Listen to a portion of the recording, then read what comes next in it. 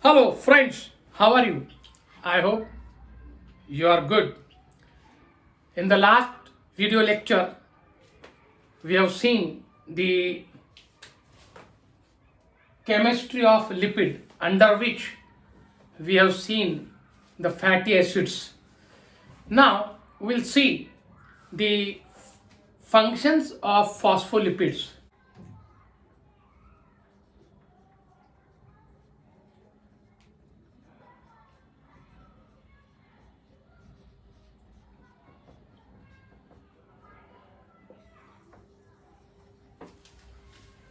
We have seen the chemistry of phospholipids, but today we are going to see the functions of phospholipids one by one. What are the different functions which are carried out in our body? So here you must know that in the chemistry of phospholipid we have seen phospholipid, they are the bilayer lipid, means they are the molecules called as amphipathic molecule.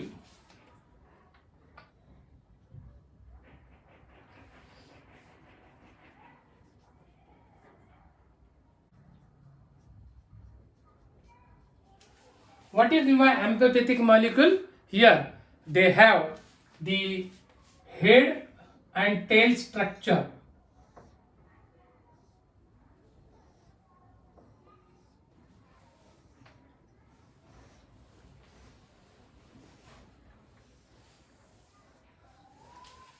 They are amphipathic in nature, means having the head structure known as hydrophilic region and the tail structure hydrophobic region. Head structure is polar and hydrophilic is non-polar. So here you must know that this head region is exposed to the water which is present in the cytoplasm now, and the tail structure is interiorly located here. So this phospholipids, they are the bilayer of the plasma membrane, or we can say that they are the major constituent of the cell membrane.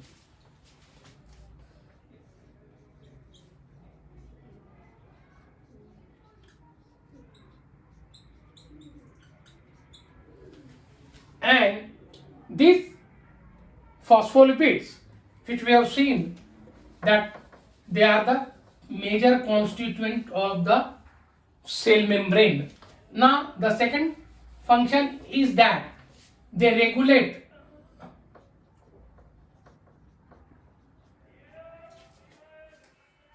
the activity of the enzyme bound or the enzyme bound activity are seen in the cell membrane, and moreover they also carry the permeability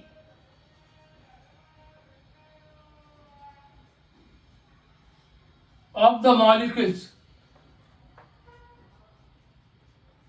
and ions, means that which molecule or which ions should be permitted inside the cell, it is depend upon the phospholipid, means that they act as a barrier for the molecules and ions. So here they show the important the enzyme bound activities also in the cell, which are present in the cell. So here you must know that they act as an emulsifying agent.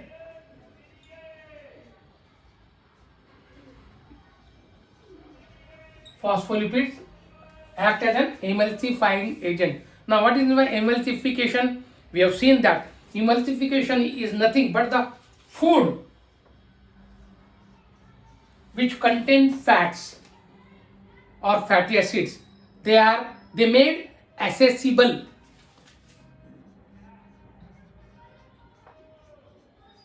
for the digestive enzymes called as lipase. Means the whatever the we will take the food, then this food which contains fat, they are degraded to fatty acids during the process of digestion with the help of some enzymes. So you must know the enzyme lipase or lipoprotein lipase will carry out the digestion here, and this food which is inhaled or intaken, that is made accessible for the enzyme for the degradation of the fatty molecules. So now here you must know that this phospholipid act as an emulsifying agent. It also acts as an lung surfactant.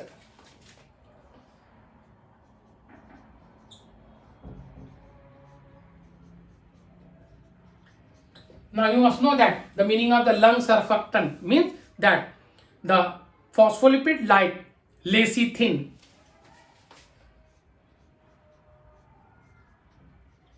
is known as phosphatidyl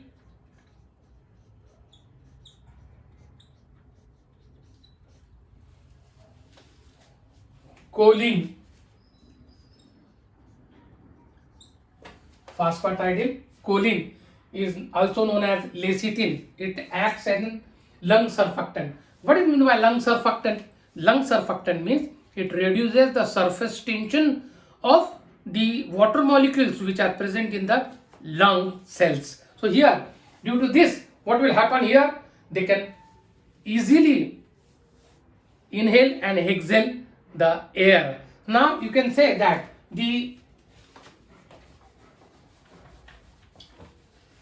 to reduce the surface tension, the forced surface tension,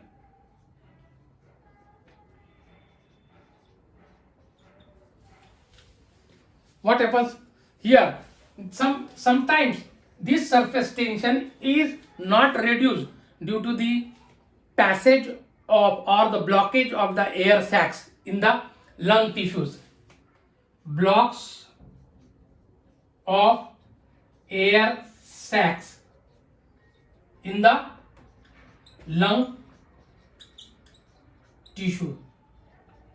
So here this will interfere with the expulsion of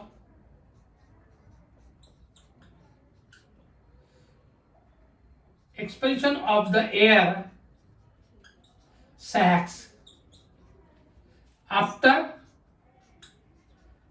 exhalation.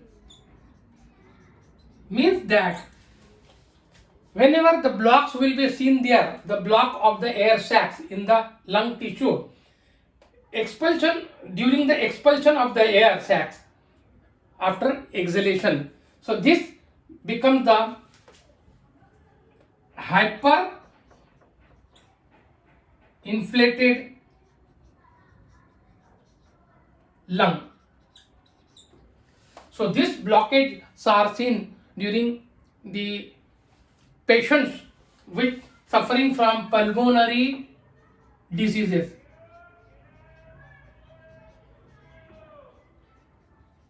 So there should not be any blockage of the air sacs during the expulsion of the air. So here you must know that to reduce the surface tension from the water molecules of the lung tissues is important. Therefore, this lecithin acts as a lung surfactant, and due to this, the surface area will be increased, and now you can say that the lung can inhale and exhale properly if it acts as a lung surfactant. Now, the phospholipid also acts as an lipotropic factor.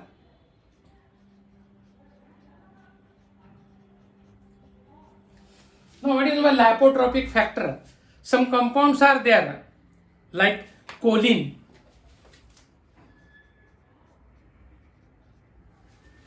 betaine, or betaine, then methionine,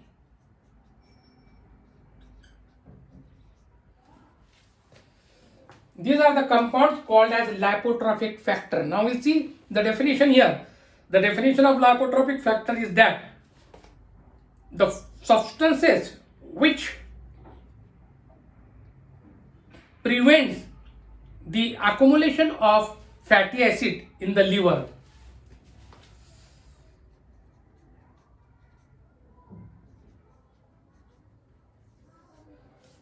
Accumulation of fatty acid in the liver, or this fatty acid can be utilized by the other tissues. So that factors, they are called as lipotropic factor.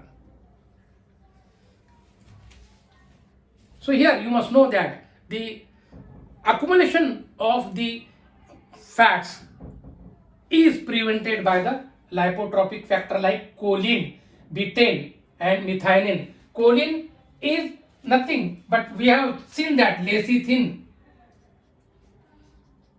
acts as an lipotropic factor.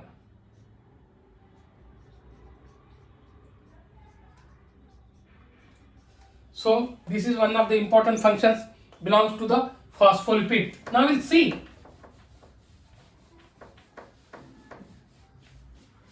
phospholipid also prevents fatty liver.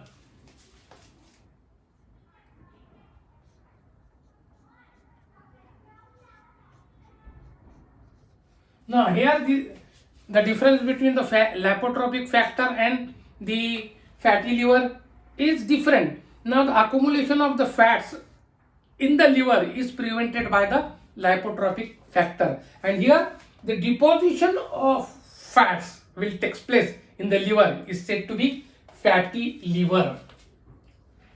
Generally, the normal condition of the deposition of fats in the liver is 5%. 5% of fats are present in the liver in normal condition, but in fatty liver the excess of fats will deposit there. 25% to 30% of the fat is deposited in the liver. Now this fats should not be deposited in the liver. If it is deposited, then it is said to be fatty liver. Means that phospholipid also prevent the fatty liver. So it is one of the important functions carried out by the phospholipids in our body. Then we can see that the cephalin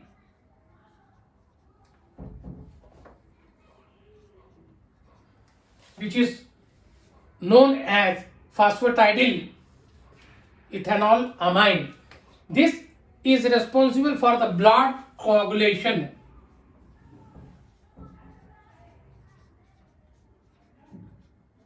Or we can say that blood clotting.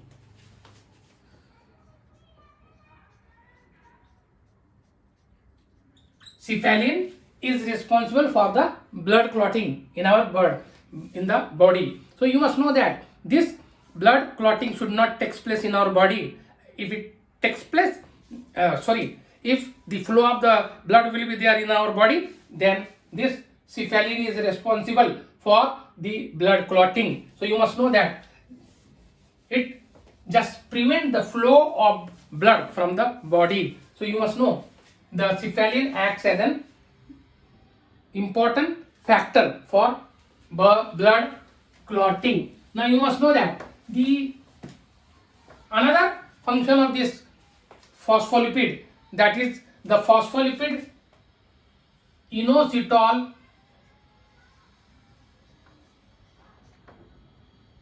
phosphatidyl inositol is responsible for the second messenger. It acts as a second messenger. Now you must know what is in the second messenger. Second messenger is, I will explain here. Suppose this is the cell membrane and here the receptor will be there, and this receptor belongs to G protein, and suppose a primary molecule out of the cell will come here to the join to the G protein, and it will just relay the message from here from to inside the cell. So here the second messenger means the phosphatidyl inositol act as a second messenger, means that the second messenger means intracellular signaling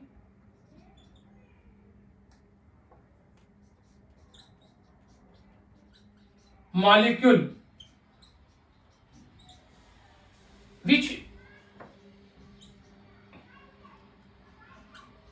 is the exposure to the extracellular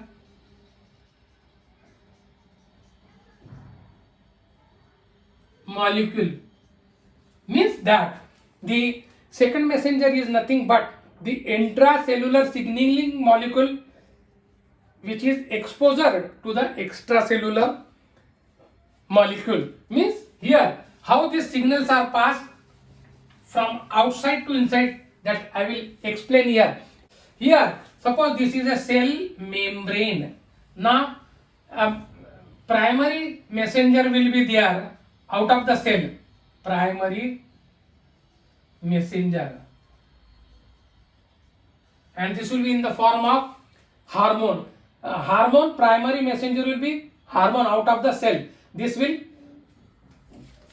accepted by this receptor, and this receptor is nothing but G protein. G protein will contain alpha, beta and gamma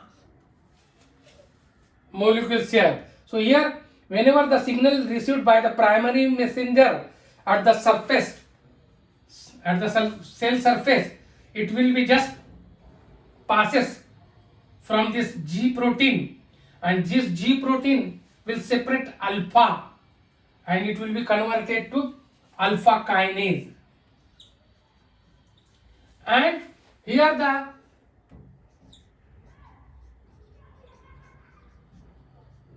enzyme known as adenyl cyclase. Here the adenylate cyclase will provide the ATP. Due to the phosphorylation of G protein, alpha kinase will form and it will remain in the cytoplasm, and this adenylate cyclase will give ATP. It will undergo phosphorylation process and it will give rise to cyclic AMP. Now this cyclic AMP also undergoes phosphorylation and it will join to alpha kinase here, and this alpha kinase will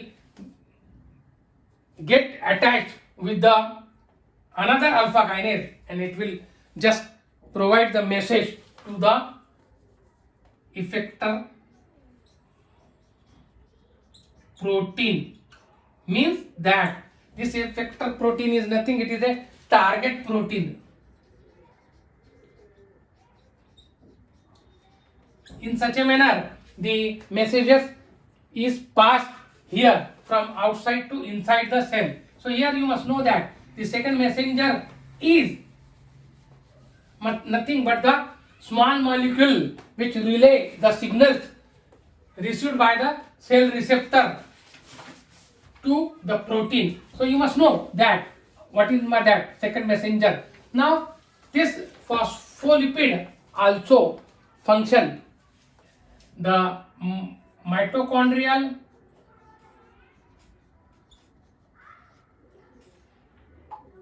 cardiolipin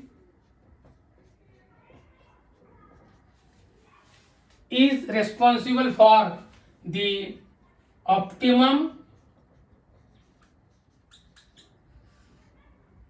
electron transport process. So you must know that mitochondrial cardiolipin, which is the phospholipid, is responsible for optimum electron transport process. The plasmogens,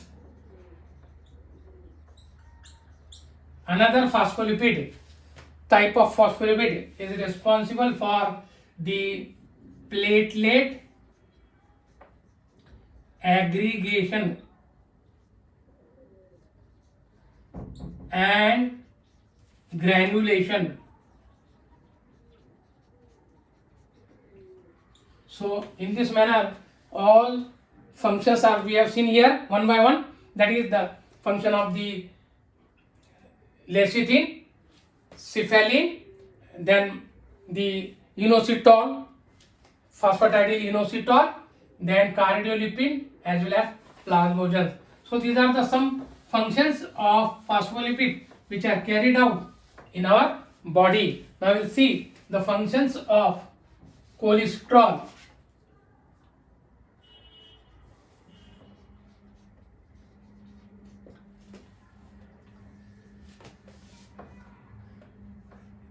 It is also a constituent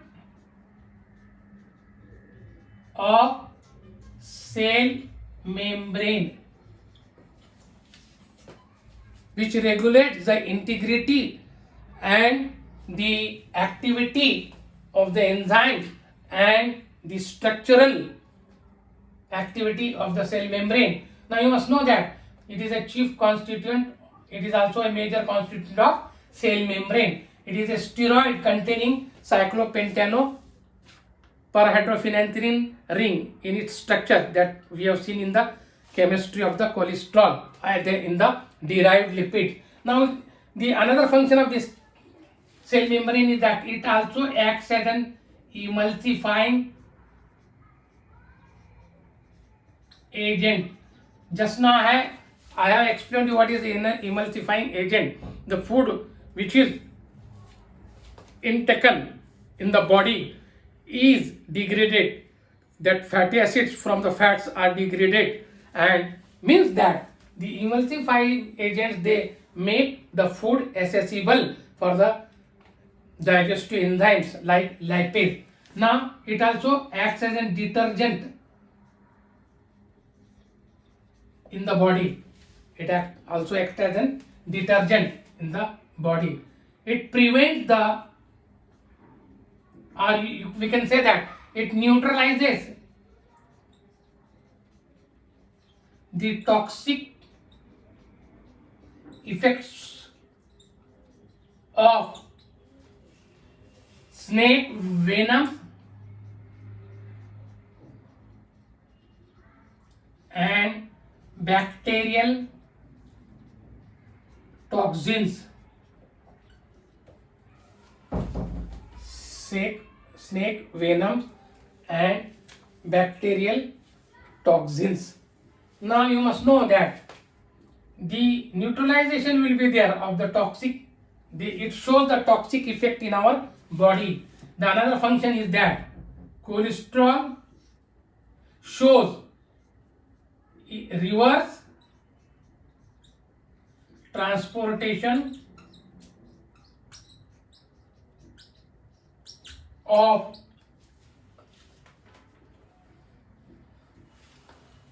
cholesterol.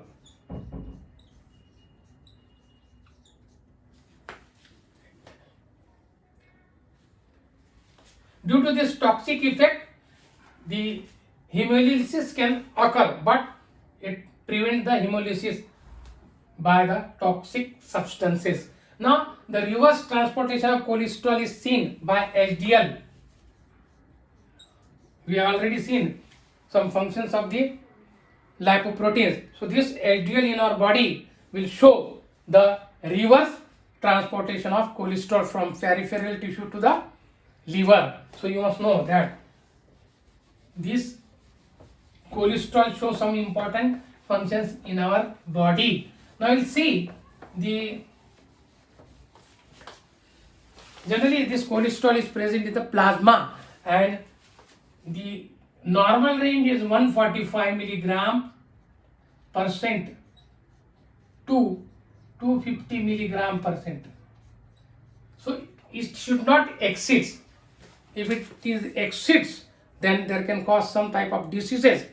The diseases like diabetes mellitus,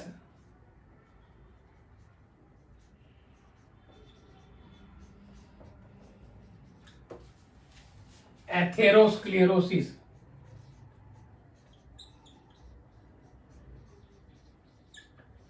nephrotic syndrome,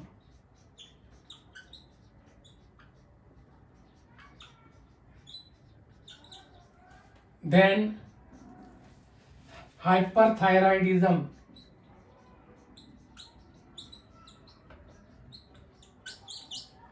then myxoedema, xanthomatosis. So these are some diseases in which the higher levels of cholesterol is seen in our body. Whenever the diabetes will be there, the more amount of cholesterol is found in the serum. Atherosclerosis, the deposition of the lipoproteins will take place in the arteries, and due to that the diminution of diameter will be there, and there will be impairment in the flow of the blood and causes the blood pressure, known as atherosclerosis. Then nephrotic syndrome, it is a disease belongs to kidney. Then hyperthyroidism, the activity of the thyroid will be more. And myxoedema means the swelling will take place in the skin. At that time the cholesterol level can be seen more in the body. Xanthomatosis, the deposition of the fats in the skin will be there, and the amount of the cholesterol will raise there. And you must know such type of diseases are seen in higher levels of cholesterol. Now you must know cholesterol are the precursor for some hormones. The hormones like glucocorticoid,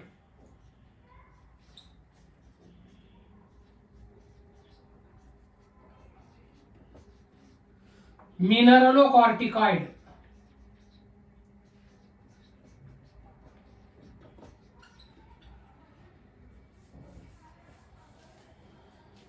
then androgens, estrogens. So these are some hormones for which cholesterol act as a precursor. So here glucocorticoid hormone, mineralocorticoid hormone, and androgens, estrogens, and progesterone.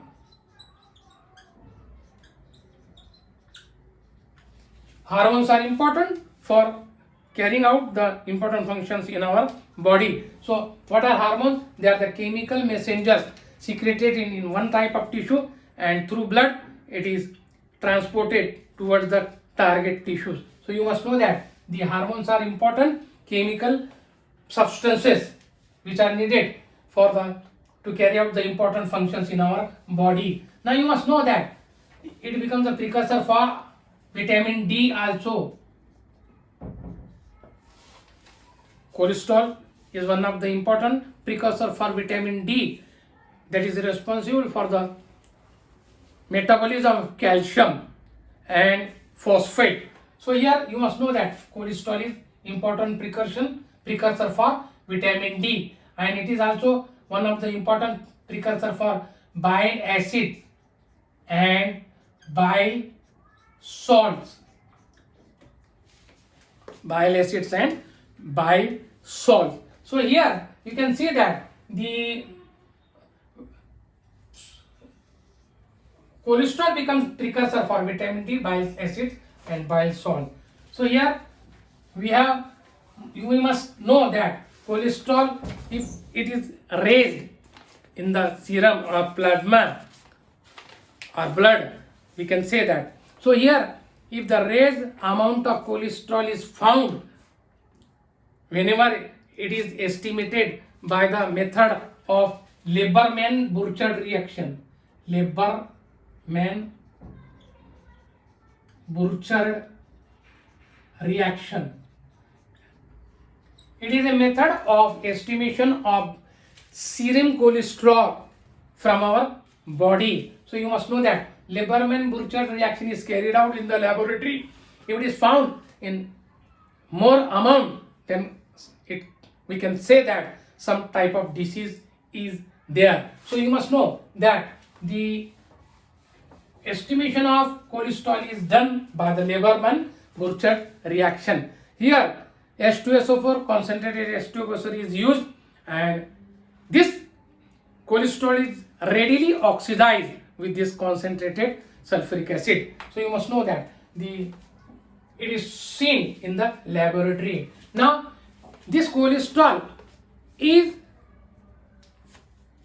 affects on the heart. So heart diseases can cause there due to the more amount of cholesterol present in our body. So here this cholesterol is also important, which play the role of medicine, and this medicine is given in the form of cholesterol for the patients belongs to cardiac insufficiency.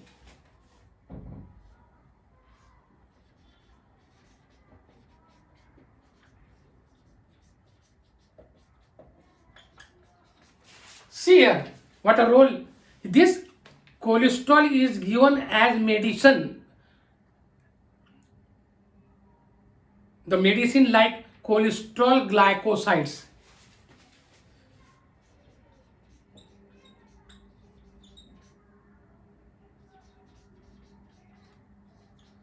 The cholesterol glycosides is nothing but cholesterol will join to the carbohydrate with the help of acetyl linkage.